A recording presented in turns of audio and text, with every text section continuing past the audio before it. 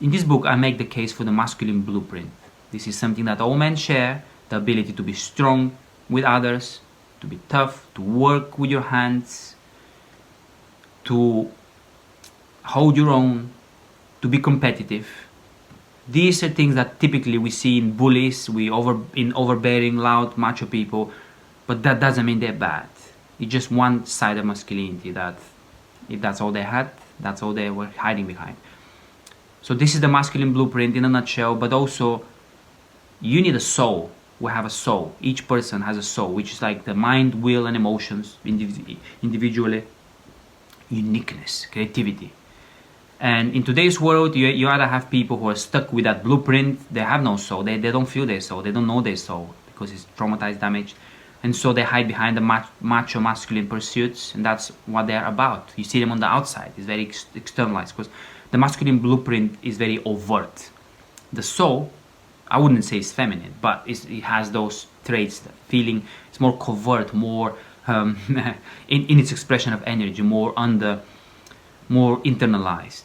And so you have men who are loud, macho, overt, masculine blueprint, that's what always about, the fatherland. And you have men who probably hate their fathers, more feminized on the inside at least, on the outside at least, who are more in touch with feelings, but they're not good at the masculine blueprint, general toughness, I guess, and ability to handle life, ability to handle confrontation. And so they hide. So I have men who are in your face and men who hide. And it's all, generally speaking, a result of the father wound. And this is why I wrote this book. Because this book is not just called The Father Wound, it's called The Father Wound and the Blueprint for Masculinity. Because we don't just need to heal the wound. We need to become who we're meant to be. We need to find out why we need to heal the wound, what the wound has prevented us from being, and go after that. I believe this is missing in the world today. I believe in today's world, men are just told that they shouldn't be toxic and they just should be in therapy forever and hold hands forever and sing and open their kingdoms and borders to anyone who just want to be connected to them without any protection, because that's toxic. So you either have that, or what's the alternative? Today's world doesn't offer any alternative to men. You either have that, or you have men who are going on their own and just being macho and rebelling against the system, rightfully so. You see why. But going macho and going against things is not ideal, is it? The solution is to deal with your father wound.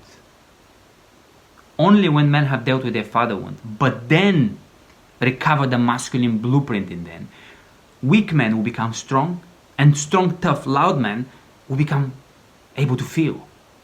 So you will have then masculinity, such as the world has never seen before.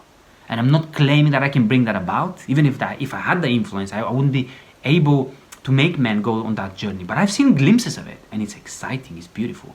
I think there's far more to men that meets the eye. We all have the masculine blueprint. No matter how soft, gentle, fatherless, father hunger you might have been, you have things inside of you that there's a lion there waiting to roar. And no matter how loud and, oh, I don't know about these things, I can't feel, just leave me alone, that's how I've always done it. How overcompensating you are.